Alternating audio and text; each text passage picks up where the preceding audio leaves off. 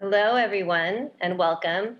I'm Daria Yudakowski, and I'm the Executive Director of USC Visions and Voices, the Arts and Humanities Initiative. Thank you so much for being here. Before we begin, I want to open this event by acknowledging the Tongva people, the original caretakers of the unceded and ancestral land where the campuses of the University of Southern California were built and where I am privileged to live and work. We honor the Tongva and all Indigenous people, past, present, and future, and their continued survival and contributions to our society.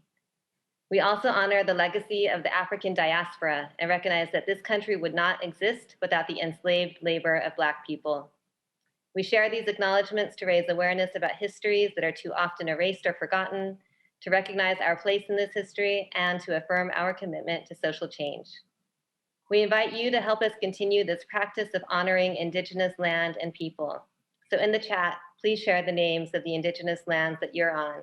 And if you don't know, we recommend looking it up at native-land.ca, and we'll put the link in the chat. So tonight, I am very excited to present a conversation featuring cultural icon and the original embodiment of LA hip hop, Ice-T. As an artist and human being, Ice-T's story is one of resilience, creativity, inspiration, and hope. From an early age, Ice was faced with numerous obstacles, from the death of his parents to his involvement in LA gangs. His first break came when he was asked to rap in the movie Breakin', and he went on to become rap music's original gangster, writing songs like 6 in the Mornin and New Jack Hustler. He formed the label Rhyme Syndicate and released a string of groundbreaking West Coast rap records. Unafraid of taking on different musical styles, he formed the thrash metal band Body Count with his high school friend Ernie C. Body Count continues to tour today, and they recently received a Grammy nomination for Best Metal Performance. Ice-T has also built an incredible film and television career with roles in such films as New Jack City, and he is currently starring in his 20th season of NBC's Law and Order SVU. He has worked as a director and producer, and he has published several books, including Ice, a memoir of gangster life and redemption from South Central to Hollywood. Turning obstacles into opportunities, Ice's life and career have been truly extraordinary and inspiring. And I want to add that today is Ice's birthday, so I feel especially honored that he has chosen to be with us today, and I hope that you'll send your birthday love in the chat.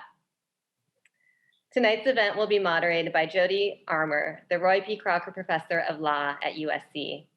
An award-winning scholar, author, and lecturer, Professor Armour studies the intersections of race, law, morality, psychology, politics, language, and the performing arts, with an astute awareness of the connections between hip-hop and racial justice.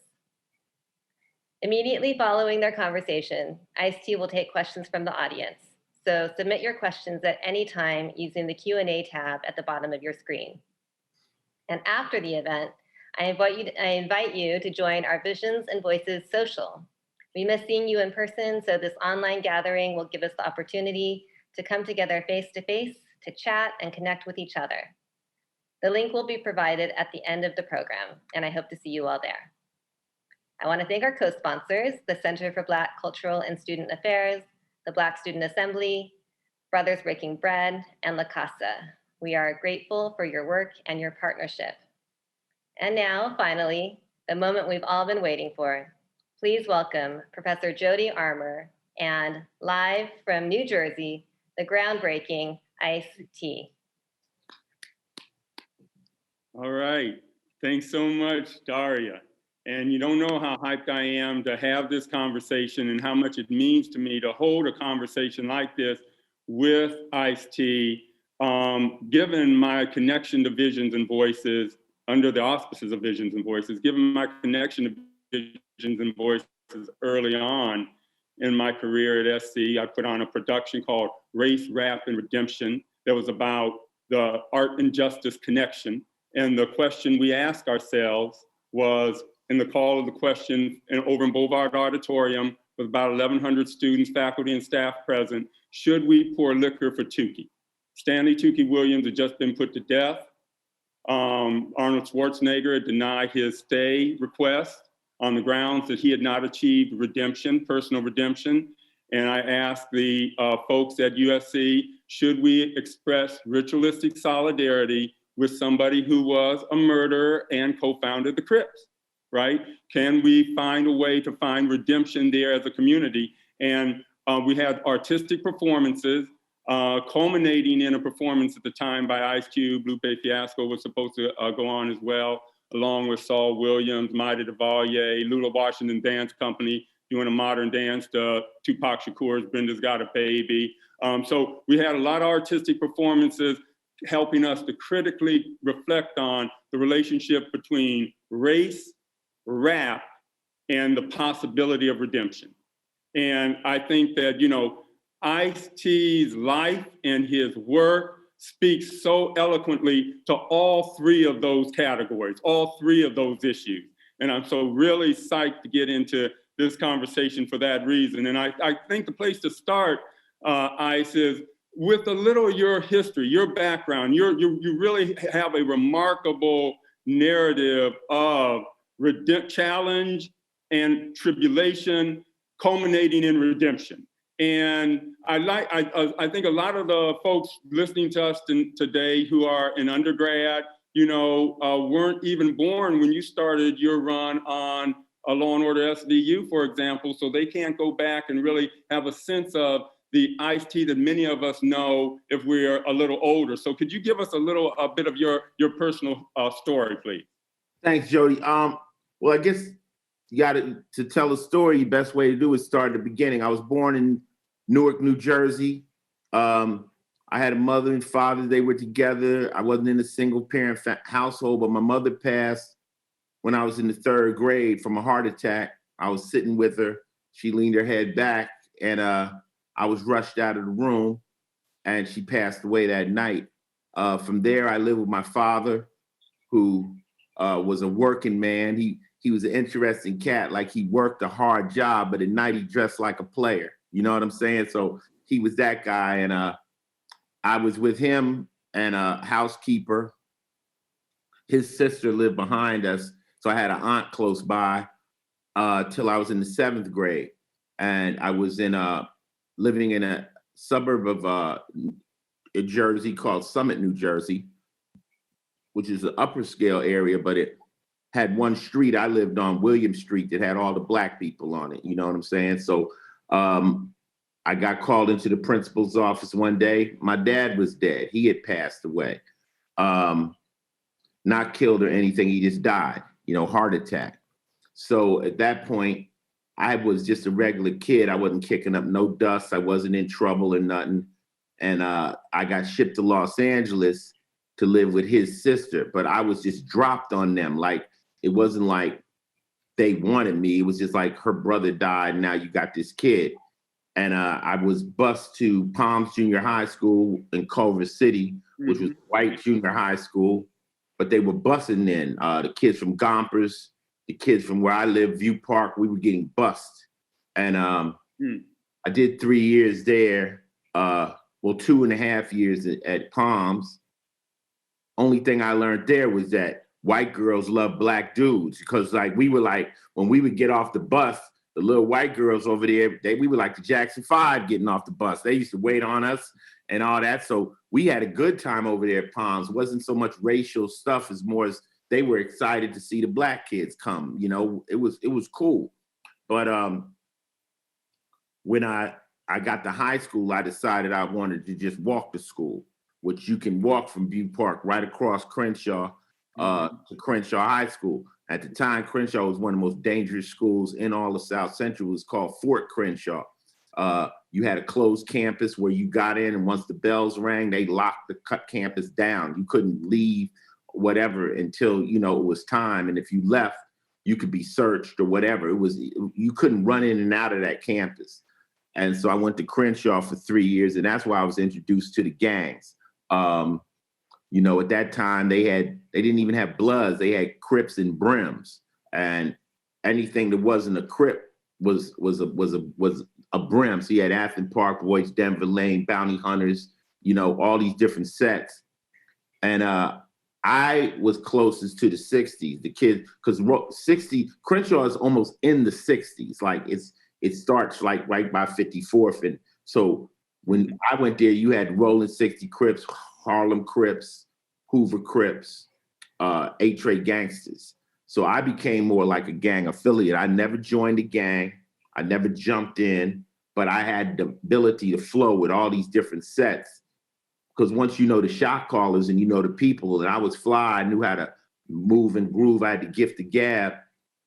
I was good. I didn't really have gang problems because I wasn't connected to gang politics. I was just like a player. We were players. So that led to me getting my girlfriend pregnant. Got my girlfriend pregnant when I was I left my aunt's house when I was 17, getting ready to be 18, because she was getting Social Security for me. I said, look, give me that money. You don't want me here, and I'm gone. I had an apartment when I was 17. I got $250. I spent $100 a month on an apartment over by Manual Arts. I spent the other $100 on food and $50 I had to hustle with. And we used to buy that's when you could buy so much weed, like the weed was a big, like 5-finger bags and all that kind of stuff. So I was just trying to do that, but it was out of necessity. I didn't want to be necessarily doing nothing wrong, but I tried to stimulate my income, you know? But I got my girlfriend pregnant. She's in the 10th grade. So at 18, I went into the Army. I decided to try to become responsible. I did 4 years in the Army. When I came back home, my crew, the guys I was with, had elevated their game. Now they robbing shit. We were robbing jewelry stores, credit unions, banks. My military experience helped me help them. I never was caught. But everything was, you know, I thought that was what my life was going to be. My life was just, I was going to steal it all, you know? And I was running with a group of cats whose brains were in that place. When you're in a criminal world, you're in a criminal environment. Everyone's thinking about how to steal, how to break it. No one's thinking about anything legit. That was square, you know? So I was really, as Iceberg Slim said, ghetto, he said street poisoned. I was poisoned, you know, by that train of thought. And then I got in a car accident, and that's when my life changed. I broke my pelvis in 3 places. I broke my femur, and I was incapacitated. I couldn't move, and I died pretty much. I was in the hospital for 10 weeks, and I was like, damn, man, you just died. You haven't done anything, you know, because I hadn't done anything. Being a hustler, you're very selfish. It's all about you. And they don't know Jody. They know Jody because he got that Benz. That Jody's the one with the white. Oh, that's who Jody is. Or he's the one with the big medallion. But you have done nothing. It's just your material things or what you're known for. And I sat in that bed and I was like, man, I got to figure out something to do. I couldn't really hustle no more because the stuff we were doing was basically almost like parkour. That's why we never got caught. Like we were moving and I couldn't run. And hip hop just came. Hip hop just kind of like happened. And I had, when I came out the Army, I had wanted to be a DJ. And I said, man, I need to lean toward this now because I can't keep stealing. And I tried to rap like New York rappers. And people were like, nah, you know, I wasn't from New York. And then my boys like, say that stuff about us. Talk about us. Mm-hmm. And I'm like, nobody wants to hear that because real gangster rap, we're going to talk about gangster rap, it's apolitical. It's negative because that's where the mindset of the person is. He's negative. So when you're listening to rappers that are 17, 18 years old, they don't have knowledge yet. They don't have the ability to know what's right or wrong. So when I'm at that age hustling, when I'm talking that stuff, I'm really believing it. So when people say, well, is gangster rap negative? Yes, some of it is. Some of it is intentionally negative. Then you have that negative aspect of like, we're making a horror movie. When you're making a horror movie, if me and you, Jody, gonna write a horror movie, it's intentionally negative.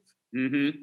Yep. It's intentionally bad. We want to make the worst movie, you know? Yep. Now, people's like, well, kids are listening to it and guiding them. At that point, you're too young to care what kids are doing. You're like, they should know how to think. But as you get older, you start to understand the effects this is having on other people. Mm-hmm. And then thank God for Public Enemy. Public Enemy came out and put some wisdom into the game. Mm. And when Public Enemy hit, people like myself, Ice Cube, NWA, we all said, well, we got to put some knowledge in this versus just the wildness of it. That's the basis of how I started rapping. And then, there's more and more and more, but that's where I'm from. I was I was on the road to being a career criminal. We were committing 4, 5, 6 felonies a day. And like you just started this thing off when you said, well, Tookie Williams, did he find redemption? Yeah, maybe he might have killed somebody. But if you had to tag me back then, you would have said, lock me up and throw away the key. Now I'm the most revered police officer in the history of television. So the fact somebody could change and turn out to be somebody that America loves and the world loves, there is ability for people to redeem themselves and change their ways. So that feeling, oh, you were bad, so you should be discarded. That's false.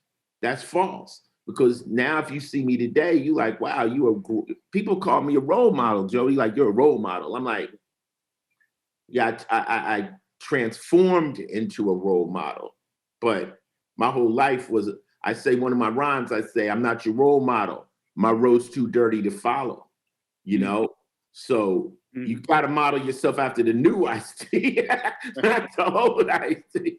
He was trying to find himself.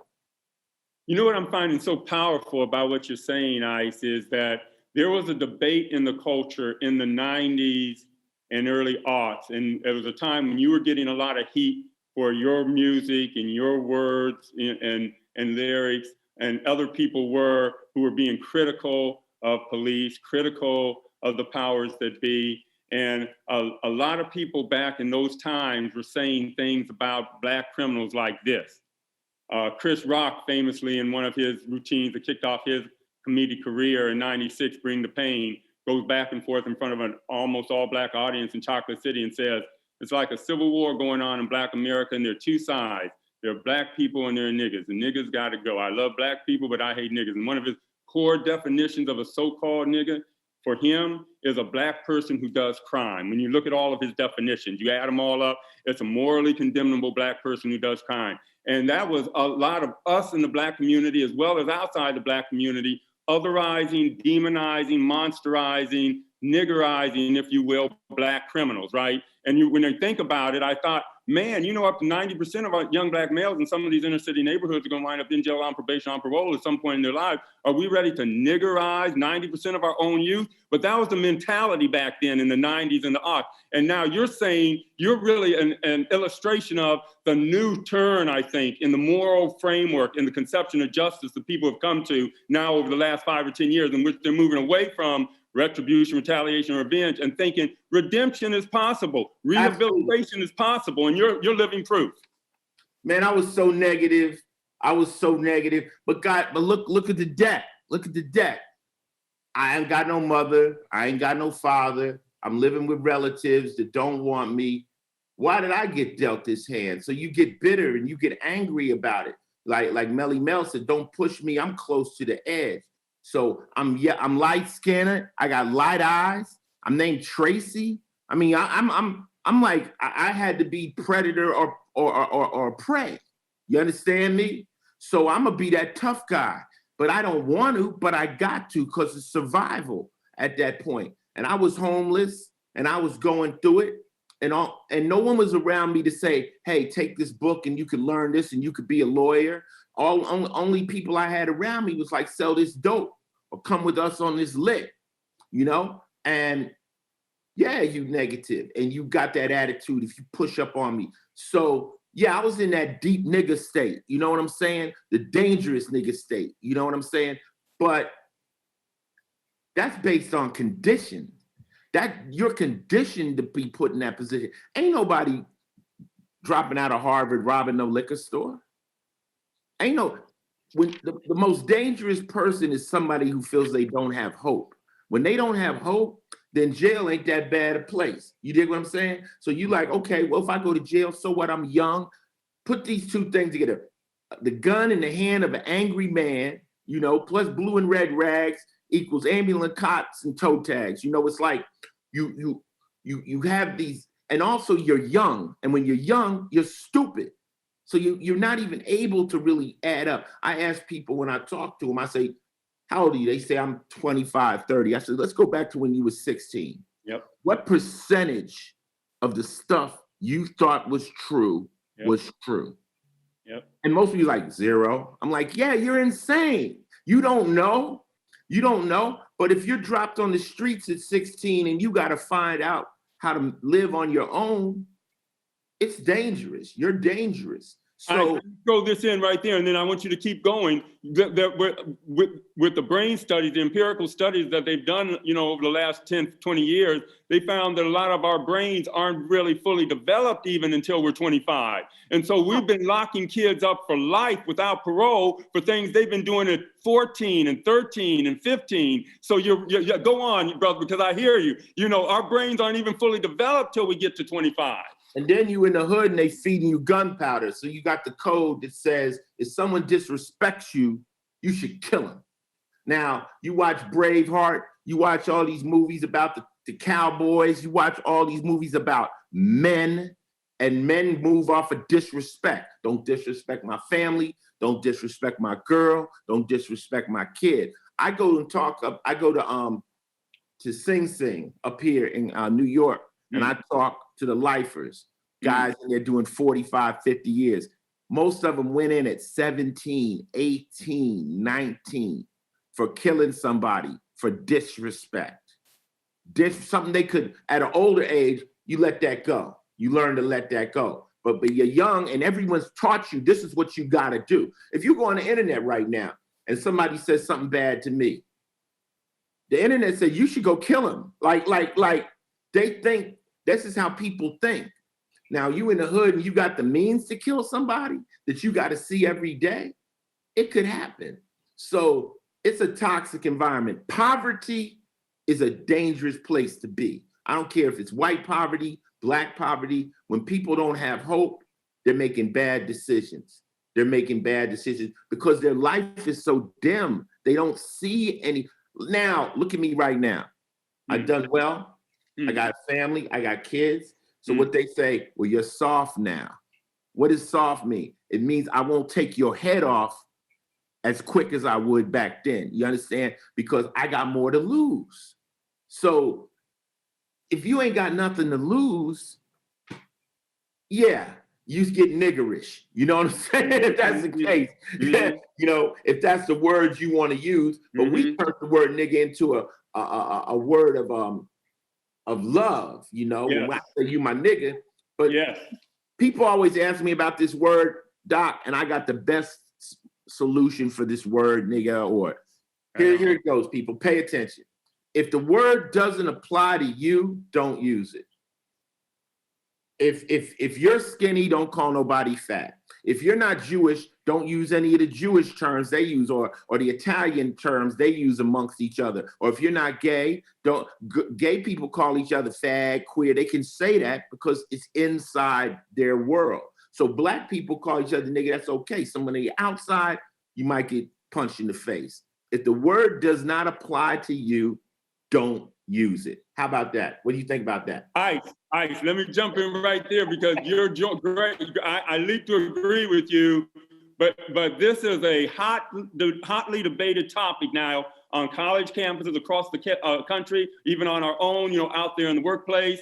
When I titled my book, Nigga Theory, Race, Language, Unequal Justice in the Law, it's really N*GGA, but it got a lot of heat. Publishers would said, oh, we can't do anything. It's too hot to handle, you know, and it's done very well despite all the naysayers, so-called experts, because like you said, it can be a term that's biting and that wounds. It can be a word that wounds and draws blood, but used with love and care, like brothers who say, you know, how many brothers fell victim to the street? Rest in peace, young nigga. There's a heaven for a G. Be a lie if I told you that I never thought of death. My niggas, we the last ones left. My niggas, that's love, solidarity. That's a term of endearment. And we can do it that way. If you're a Black person who's been historically the target of the word, you alone can invert it, use it with irony, transvalue it, and make it into something loving, you know, like you're saying.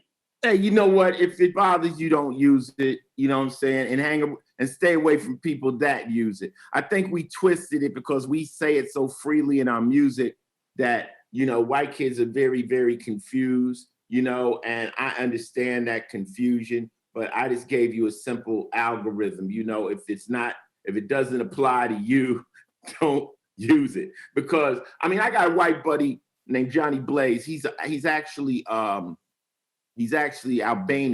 and he grew up in the hood. He grew up around 100% Black people, and he says the word right. But if he says it around some of my friends that don't know him, they gonna look like, who is dude? Like, is he authorized to use that word? So it's like, yo, there's more bigger things to argue about. You know, my thing is, I don't trip off of it. It has to be used maliciously. You know what I'm saying? I might call Coco. I say, Coco, you a bad bitch today. She ain't gonna say, don't call me no bitch. You know that it's all how you're using the word, the intention behind it. But some words are toxic. There's a lot of words from a lot of races and a lot of ethnicities that no one should use.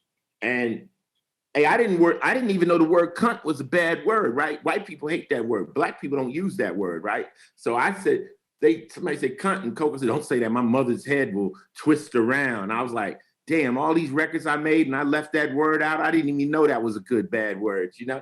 But a lot of times when you're doing hardcore shit, you're trying to find those trigger points. You're looking to say that. That's part of the art. Rick Rubin told me, he said, Ice, there's an art in knowing how to say the most wrong possible shit. Like, and you know what you're doing, you're riding people up, but it's not in my intention. But yeah, whatever, you know. I love it. Just don't say nigga. Don't say it. Save yourself the trouble especially if you're not Black. Don't say it. There you go. Here. And speaking of language now, Ice, you know, rap was your road to redemption. You know, was really your initial road to redemption. Then acting, then everything else, all your other artistic sides could find expression and get out there. But rap was the beginning, you know. And so language. And Jody, let me say something. That's why I'm still Ice-T. That's why on Law and Order, I'm Ice-T. That's my homage to hip hop. Like, I'm not going to change my name. You know, I'm not, you know, Queen Latifah is still Queen Latifah, LL Cool J. That's us saying, no matter where we go, we gonna give props to what got us put on. There's people watching Law and Order going, why is he Ice-T? Oh, he's a rapper. Oh, I don't like rappers. Well, I guess you do now. You see what I'm saying? So we're doing that to give love back to the door that opened that got us out of the streets, you know, or got us out of trouble for me. I love it. I tell my law students, Ice, that there are 4 occupations in America whose bread and butter is word work, is language, word work. That would be writers, poets, lawyers, and rappers. You know, rappers are able to do things with the language that really just move you, that are beautiful and can be transformational sometimes in the way that you do the word work. My dad was sentenced to 22 to 55 years for possession and sale of marijuana, and he was able to use language, word work that he'd learned from the warden's own law books to write up his own writs and appeal his way out of jail. He became a jailhouse lawyer, and all he had was language. All he had was words, but he put those words together in the right order, and the next thing you knew, the door to his jailhouse cell, right, was flying open. So I'm really, you know, we are really kind of thinking a lot about the power of language these days. And so I want to go into this part of your, you know what, Jody, you know, artistic side. Hip hop has been sounding the alarm. I think rappers are just a variation of songwriters. That's all we are. Yeah. It's, a song might be less complicated. A rap will be more complicated. We'll use more words, but we're basically songwriters. We're writing a song. We're telling a poem. We're putting it over beats. The difference in a singer and a rapper is like, say you got a beat, boom, da, boom, boom, da. A singer flows over, boom, da, da, like a violin or a guitar or a horn between the beat. The rapper he's not a horn or a string, he's a percussion instrument. So the boom, ba, boom, boom, ba, we go, that's what we are. So we're percussion inside of a percussion, where a singer is more like a string instrument or a horn. But it's just another way of songwriting, quite more complicated because he uses more words. And when you get to levels of rapping like people like Eminem, I call that verbal gymnastics. They're not only dropping they're dropping in they're doing 18ths and 16ths and triplicate. They're going hard. But yeah, wordplay. That's what we actually say that in rap. We say when we judge rappers, we judge them by their wordplay. So you're right. I'm loving this, man. My favorite writer, on Pouring Libations Tour now, Toni Morrison said in her Nobel acceptance speech, "We die, that may be the meaning of life, but we do language. That may be the measure of our lives." And I think, you're so tied into language is really heartening to me as someone who's a writer, and a lot of our students who are writers and lawyers and the like. So, but now speaking of word work, the kind that's really in rap and hip hop, what role does hip hop have to play now, do you think? Will rappers now step up, into this moment that we're in, this post-George Floyd moment?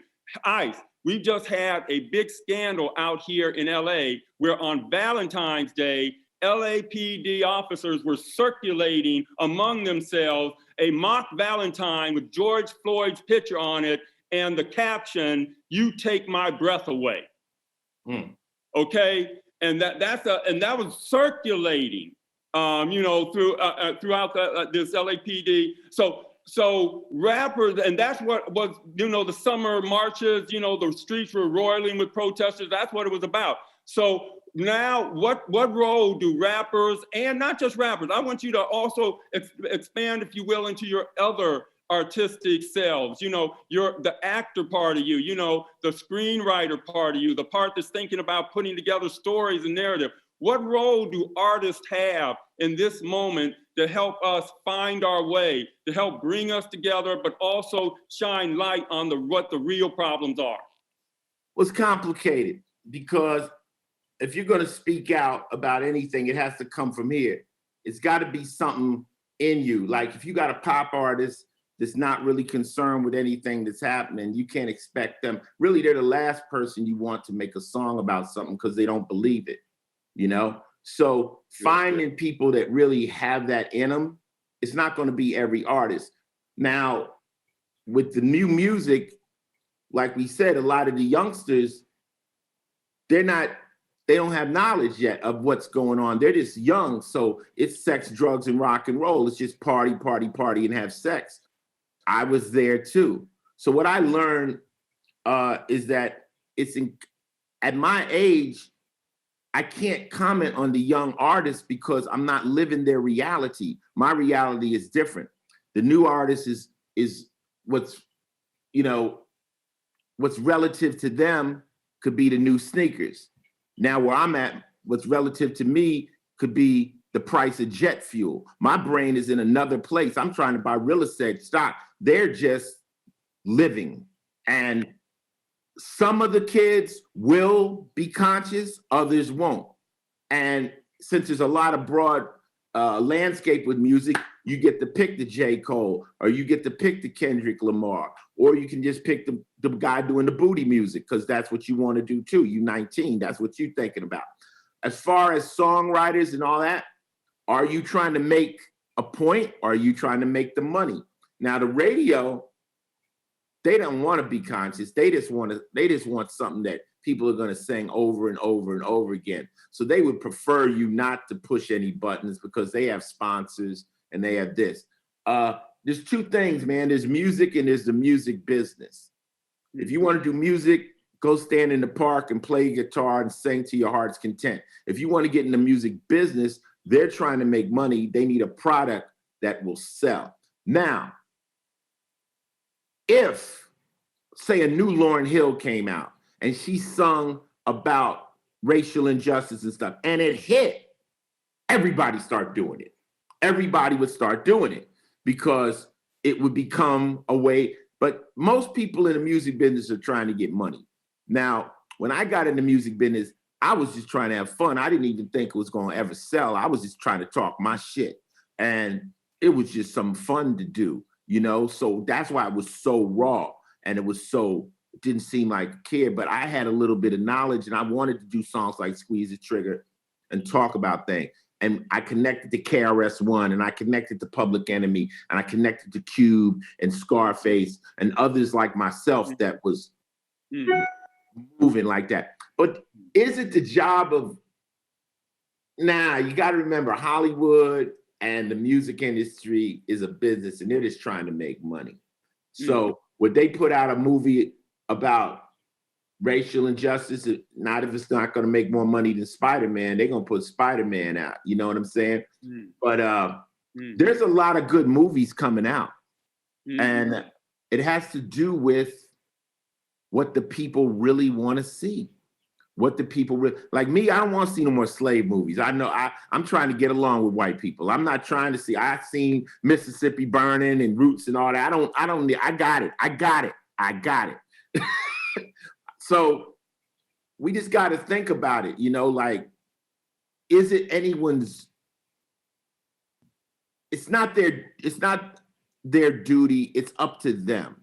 It's up to them. Like I said, if it's not in your heart, then maybe you should leave that alone because you're not ready. And when you protest, like you said, you talked to Colin Kaepernick. And I know NFL came up against him and pushed him, but when you protest, you got to be prepared for the hit. Like, you're going to take a hit. And people are like, oh, well, you should be able to protest and no one gets mad. Well, then it's not protest. You know what I'm saying? So when you step up, and I say cop killer, I'm going to take that hit. But I was prepared for that hit. I didn't cry. I was like, okay, I got to leave this label. That's what I got to do because it's something I felt like saying. But don't protest and then get mad when you get attacked. That's just part of it. You got to say, oh, if I say this is who's going to come from me. I might lose my job. I might lose this. But this is how strong I feel about it, and I'm willing to do it. Don't cry when they come back at you. You know, what's the law? For every action, there will be an equal and opposite reaction. Be prepared for that reaction. Well, let me ask you about one reaction that's going on out here these days, Ice, and that is when rappers use lyrics like, say in Cop Killer, say when you did Cop Killer, when they use lyrics that authorities find objectionable, they use those lyrics against them in trials. When they're on trial for any crime, they'll play the lyrics of the rapper to the jury and, you know, make that really paint the rapper as a depraved kind of individual or something on the basis of these lyrics and get convictions. They've been getting convictions for a long time on that basis. What do you think about that practice? You got to know that anything you do could be brought up against you in a court of law. So, you know, it could be a text message. It could be a fight you had with your girl. If you out here making these types of records, you better stay out of trouble. That's all I can say because they're going to bring it up in court. That's like, what if Stephen King, wife ended up dead? And they can bring all them books in. They like, this dude's a savage. Now, he's one of the greatest writers of our time, but they could bleed that into maybe that's who he really is. And like I said, a lot of this music is intentionally negative. It's intentionally crazy because, see, real art jumps off the screen. So, like, I could go into an art gallery and I could look at 100 pictures, but the one that makes me feel it, if I feel it, that's really the one, that's art. That's the art that touched me. If I can sing a bunch of lyrics, but I can sing a record, say the right word, it could be music and it sends chills through you. That's what the artist is trying to do. He's trying to strike it. Now I can say something so horrific that it does it, but they're attempting to do that. You understand? They call it shock value. Well, if that's what you do for a living and you get in some trouble, they're going to pull that up in court. Now, should the jury take that as who you are? No. But if the jury ain't no rap fans and the jury are just a bunch of squares that never heard this type of music, they gonna put you in prison. I mean, I hang out with the death metal kids, Cannibal Corpse, 6 Feet Under. I mean, if you listen to what they saying in their lyrics are basically slasher movies put to music, you know, and they're meant to scare you. But God forbid one of them guys got in trouble, they gonna pull that lyric sheet up and it's gonna go all bad. So I just say that, like, you got to beware everything you do and how it paints the picture of you if you end up in a court of law. You, any ex that has any bad tweets or something you said, you know, stay out of court. Yo, Jody, I don't like court. I don't even like fake court. It's gonna be bad. It's gonna be bad. That's all I can say. Is it legal? I guess everything's legal. It's your character, who you are. They're gonna paint that as who you actually are, you know. And when I did Cop Killer, the song wasn't Cop Killer, Let's Go Cop Killing. I became a character. I sung as somebody else. It wasn't Ice-T. It was a guy who was fed up with police brutality and he went after them. But they wanted to say that was me. They was pushing the line like, that's how you feel. I was like, so fortunately I ain't getting any trouble back in them days, but they might have hung me. Right. Right. That's heavy. That's heavy. Okay. Yes. Your words can literally incarcerate you. So here, Ice, at this point, I'm going to start giving you some questions from the audience. We'll be taking questions from folks. Use the Q&A function at the bottom of the screen. I already see we have Kayla Augustine. She asks, SVU's latest season premiere dealt with police bias in response to police brutality last summer. What was the experience like when SVU tackled that story? Well, SVU has a bunch of conscious writers. So you got a bunch of people, it's a team of writers. And our showrunner, Warren Light, is very on top of things. And we couldn't go through that COVID pandemic with all the protests without writing about it, you know? So I'm a character. So they wrote great stories as far as I'm concerned. I mean, they'll check in with me on some occasions, say, Ice, how we feel about this, how you feel about that, but I don't write it, you know? And then we had they had a Zoom meeting, NBC had a Zoom meeting with all the Dick Wolf shows. And it was a chance for anybody that had any feelings during that time to speak up, you know? And I took my hat off to them because they wanted to just see how what was the temperature, you know? How's everybody feel? We're about to all go back to work. How y'all feel? And basically they said, we are not tolerating any bullshit, any racism, any sexism, any homophobia, none of that. You want to be out of here? Do that. And that meant not just the cast, but to the crew, to the people that worked around us. And they told everybody, report the first sign of it. As soon as you feel it, report it. We have zero tolerance on our set. Now, how they wrote the scripts, take the hat off to the writers. If you didn't like it, that's how they wanted, that's how my writers felt, you know? And I liked it. I think the key to Law and Order is we try to hit every angle. Like one of us will be pro, somebody else in the squad room will be this way, because they want to show a real view of the world. Like We don't all agree ever. And that's why people love the show. That's why it's been on 20 years. You know, you got the Black rapist, but you got the Black judge, you got the Black attorney, then you got you got the white rich businessman who's the scum. You know, it's all, they shuffle the deck. And then when they get to court, they may not go to jail. You never know. So that's one of the keys to my show. And they haven't done nothing. I remember I was talking to one of my bosses, and I said, he said, how you liking the new season? I said, I'm having fun.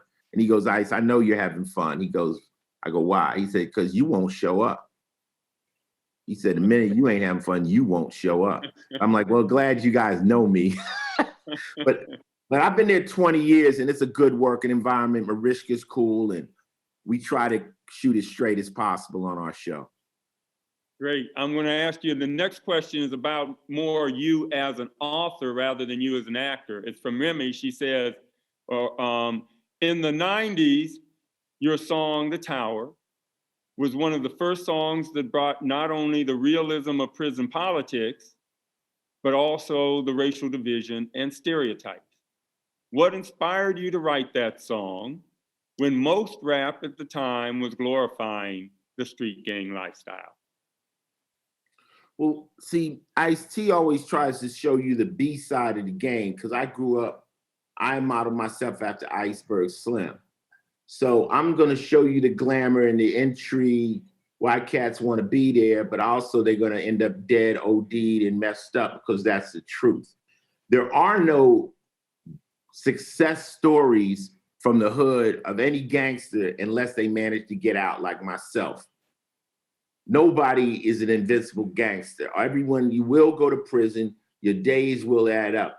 So I took a story, one of my partners that just came back from prison, Dabo. I have never done time like that. I've been in jail, but never in prison. And he just broke down his life in prison. And Ice-T, the character Ice-T, because see, what I write is faction. It's factual situations put into a fictional story. So everything I say is real how it happened, but the story itself isn't real. So when you hear it, it strikes true. So when I said I'm rolling up in a big gray bus, well, he told me we was in a big gray bus. I'm shackled down myself, but that's who I trust. The minute I arrived, some sucker got hit, shanked 10 times behind some bullshit. Word on the pen, the fool's a snitch. So without hesitation, I made a weapon quick, found a sharp piece of metal, taped it to a stick, then the bullhorn sound. That means it's time for chow. My first prison meal, my whole feeling was foul. It wasn't quite my style, but my stomach growled. So I washed the shit down and hit the weight pile. The brothers were swole.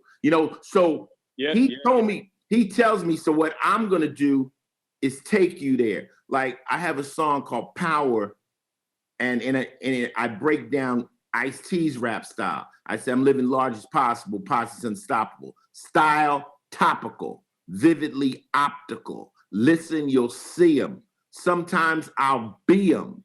I'll actually be the character. Yes. Just for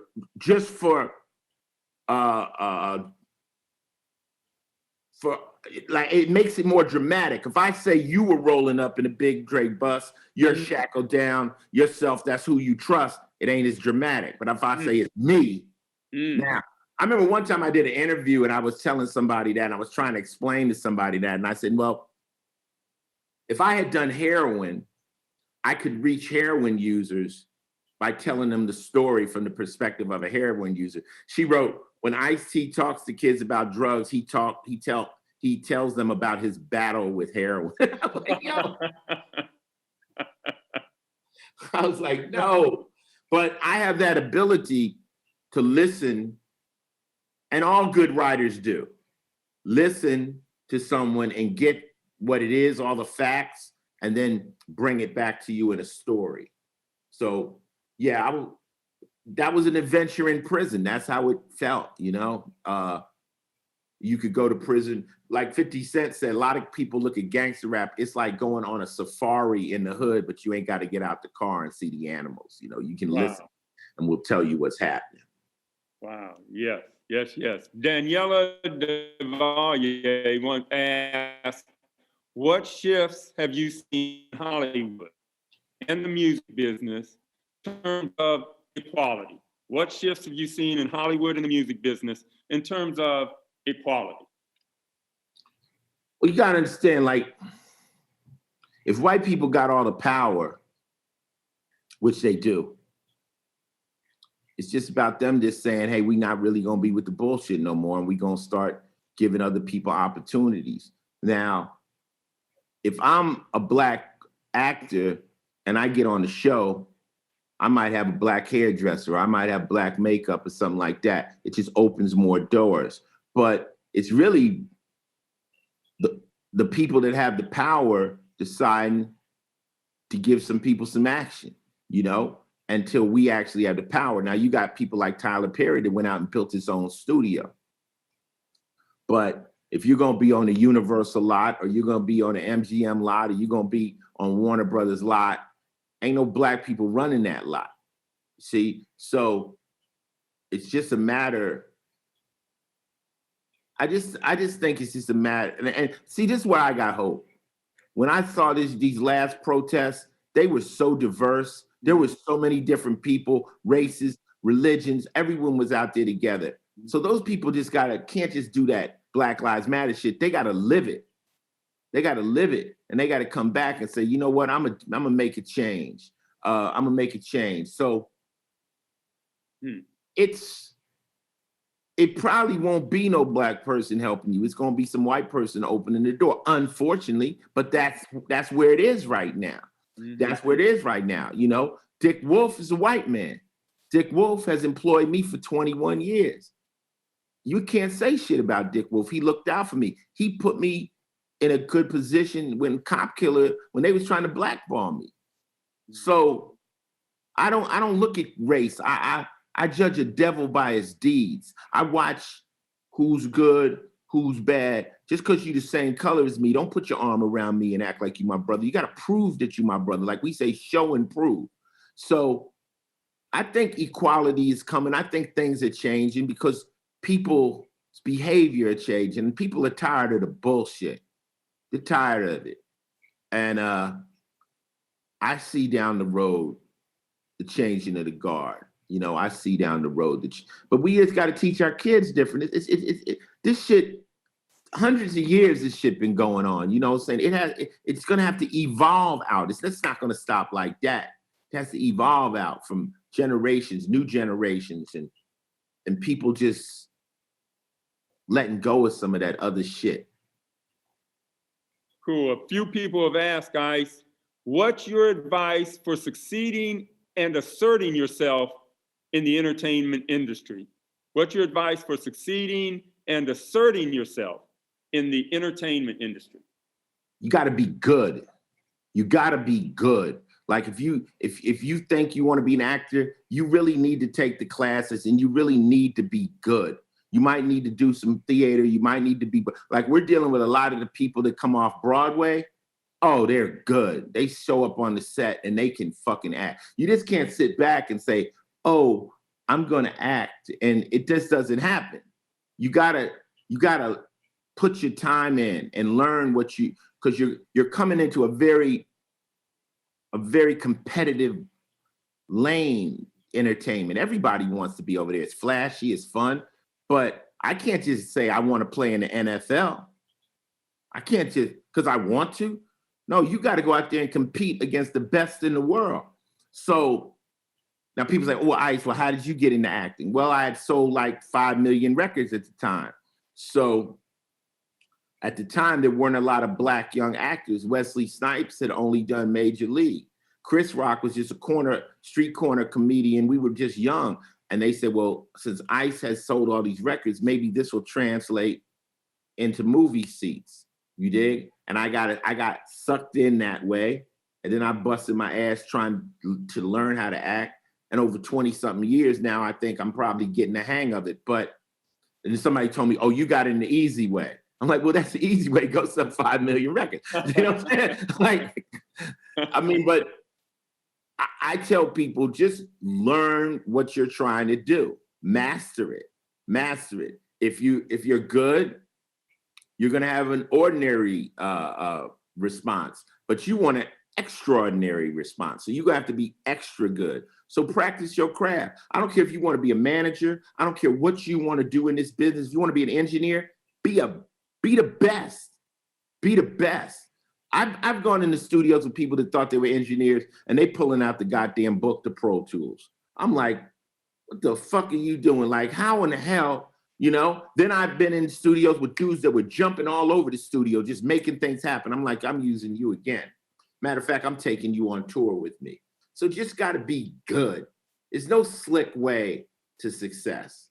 The best are gonna rise up. And you know what? There's always a sucker that'll make it through the hole, and then people are always like, oh, I could go that way. Don't, like if I ask you, can you sing? Don't tell me I could sing as good as J-Lo, because what you're really saying is J-Lo can't sing. Can you sing as good as Celine Dion? Can you sing as good as Mariah? Pick the good person. Try to be better than them. Don't be like, oh, I could rap as good as Little Whoop Whoop. But you're really saying is they can't rap. And so you're trying to slide in the bottom. And you're going to find that the people that are successful like that, they don't last. They don't last. You're going to have some real talent to stick around in this business for any long length of time. You know?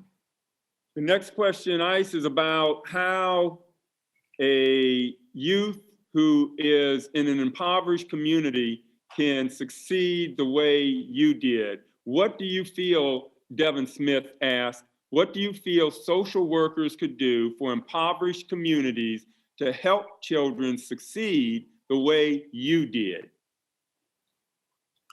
Well, I'm gonna say something. First off, when you're young like that, you got to get a survival skill. Now, unfortunately, they've taken all the trades out of the schools. You know, when I went to actually trade tech college in Los Angeles, I learned how to do auto body and fender. Those trades will teach you how to get, like being a plumber. They'll teach you how to put a roof over your head. You won't necessarily become rich, but you can survive. The problem is a lot of kids are going to college and they're getting degrees that don't work in the real world. They're not necessarily going to be successful. You can get a law degree, doesn't mean you're going to be a lawyer, you know, in a profitable practice. So a lot of the things they took out of the schools, they took the arts out of the schools. There's no bands, so all these things they took out. If you're a youngster, find something that first off, you can make some money to survive outside of the hook, outside of the corner. You feel me?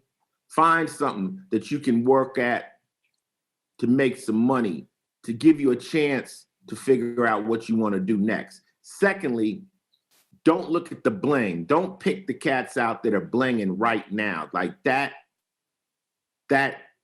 is not necessarily going to be the right route. You got to get around kids that are trying to do something positive, maybe getting off into computers or cryptocurrencies or all these different new things that are coming out now. My son just got into cryptocurrency. He's making money. So, and there's a lot of things. If you want to get any kind of degree, get a business degree. You could apply that to pretty much anything. If you decide to open up a dry cleaners, if you decide to open up a hot dog stand, get something that's tangible. You want to, but the first thing in the hood, just don't follow that pack of wolves. Try your best not to follow the cats that are making that money at the minute real fast, because the mortality rate of them is very high. It's impossible to really be successful doing that. And like I said, thank God rap came. And like, you want to be a musician, it's rough. Let's think of it like this. Okay, I'm from LA. I just turned fucking 63. How many LA rappers are there? Successful LA rappers. You got Cube, you got Snoop, you got now Kendrick. You had Mac 10 for a minute. You know what I'm saying? You probably can name maybe 5 or 10 more. That's 15 rappers in the last 40 years. 15 out of Los Angeles. One of the biggest metropolises in the world. you don't have to be a mathematician to understand that it's not easy to come up. It's damn near impossible. It was Ice-T, then NWA, and who they became, they splintered, but it's Cube this, Snoop was part of that, but it's not easy. It's not easy. This road I took is not that easy. And I'm not saying it to say I'm special. I'm saying I was lucky. And the only reason I was lucky is because I was one of the first people on the block. I was the first rapper out of LA. So the block wasn't crowded. Now there's thousands of rappers. So might not be the best hustle at this moment. Might not be the slickest way to get it, unless you're something supernatural. And I'm just giving you the real, my mama used to say, medicine don't taste good. I'm gonna tell you something you may not want to hear, but it doesn't taste good. Got you. We're down to the last three, Ice. We're gonna start with Lanita Mims. What is Coco doing for you for your birthday? Nothing tonight. Last night we went out to dinner with a couple of friends, and she got me a birthday cake. Like I didn't expect. You know how the restaurant, when you're sitting there and all of a sudden here come the cake, and they said make a wish. At first, my first wish was like another year. Then I said, fuck it, how about 10 more? Fuck it, give me 20. Yeah. I blew them out, because that's all I want is I just need more time. I mean, whatever happens, your health and your freedom are the most important things. With that, anything can happen. But if I give you $20 million and they say, but take cancer with it, you don't want that money. Or I give you $20 million, but you gotta give me 10, 15 years, you don't want that money. So being free and being healthy, that's all I want. But no, we're not doing nothing. I mean, maybe she got something planned when I go upstairs. I don't know. Coco's a freak. So we'll see. We got one more, two more, Ice. We're almost there. A few have asked, what are your thoughts on Rick and Morty's water tea? I loved it.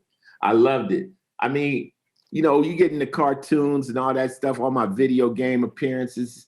I mean, that's cool. That's when you become part of Americana, like me, Snoop, some of us. We'll pop up anywhere. You know what I'm saying? And people are they know us because we've been part of them growing up. So we were in Europe. I was out on Body Count tour and they said, Rick and Morty want to do you. And can you do the voice? I'm like, I can't do the voice. I'm on the road. And I'm like, they ain't gonna diss me, are they? Because South Park will drag you, right? I was like, no, they said, no, they love you over there, Ice. They love you. I'm like, okay, that's cool. So water tea, I couldn't do the voice, but if water tea ever returns, I'm definitely gonna do the voice. But I just did bubble guppies and, at this point in my career, like in my life, I'm just having fun, man. There's no more when you're first starting out, you can be concerned with your image because people don't know who you are and you want to but at this point, I'm like, if you ain't figured me out by now, it's I don't really care at this point, I just did a record where I said, I said, new niggas see me, they think I'm square, they think I'm soft, they think I care. It's like, I'm at a point now, man, where I'm just having fun, man. And if you think I got soft, fuck around and find out. That's a good way to introduce us to the last question, Ice. And I really appreciate the insights you've been giving us into some of the craft. We can do this for next time I do this, it'll be a 12-hour seminar. Right on, because, you've taken us, kind of inside baseball, inside, the industry, inside thinking about the songs, crafting them, putting them together. This has been really illuminating, I think, in a lot of ways that only an artist can express in the way that you have what's really going on with the creative process. But this last question by Nathan Goodley, Ice. You created West Coast reality rap with 6 in the Morning. You also introduced the term OG to the world at large. And this is a great birthday question, by the way, what do you most want to be remembered for? I think I really just want to be remembered for transition. I want to be remembered for a street cat that he was running the streets with guns and doing all the negative stuff that these kids out here are doing. And now somebody that people look up to and they think, you know, oh, he's so nice. And oh, I want him to kiss my baby and all that kind of stuff. And I want them to know that, well, I'm them same kids that are out here now that you want to lock up and throw away the key. They just need opportunity. They just need a chance. They just need a little guidance. Nobody is done or can't be helped. You know, we are victims of circumstances and our upbringing and our opportunities. So, yeah, my most proud moment is the fact that I have been able to transition from that mentality. And see, if you never had that mentality, you don't know what it is. But it's a dark place. It's a dark place where you just don't give a fuck. You don't care because you ain't got nothing. So what's there to care about? And to now, you know, have all this. Let me tell you something, man. I'm gonna tell you like this. At this point in my life, I would never lie to you. I won't even jaywalk in New York. I won't break the law because I feel if I'd lied or did something wrong to somebody, I would die. I think I would suffer instant karma because I've been so lucky and so blessed to get out of this shithole in the mind state that I come from to this place now where I'm able to help you and guide you out. That if I was foolish enough to do something wrong to somebody or go in that dark place and plot on somebody or something, I think God would kill me. Because I got a pass. I didn't go to prison. I mean, I've been shot twice, but I didn't die. So here I am. So yeah, that's what I want to be remembered for. I want to be remembered for a hood nigga that did it, that pulled it out and tried to help other people do it too. More than any of the accomplishments, you know, because they say I couldn't do records. I did records. You can't do rock. I do rock. You can't write a book. I wrote a couple books. You can't do movies. You can't do TV. I mean, what can't we do? You know what I'm saying? What can't we do? Teach me how to make a pizza. I'll be making the best pizzas ever. You dig what I'm saying? So once you win and you understand that it's just a matter like of learning the skill set necessary, you could do anything. But no one is born any body. You're not born. I didn't start acting until I was in New Jack City. I was like 35 years old. You know what I'm saying? I had never acted. I never thought I could act.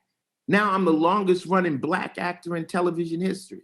So why can't you start and do something? You know, you could change it. Bill Cosby, well, I can't use Bill Cosby as a reference, but he didn't start acting until he was 30. You know what I'm saying? Now, his behavior, I'm caught up with him. You know what I'm saying? But that ain't gonna happen to me, man. I'm square as a pool table, twice as green, man. I'm in the house. I play Xbox. I don't even go outside, man. I'm just chilling. I want no drama, man. Great, you know, redemption, man, and triumph. I love that I love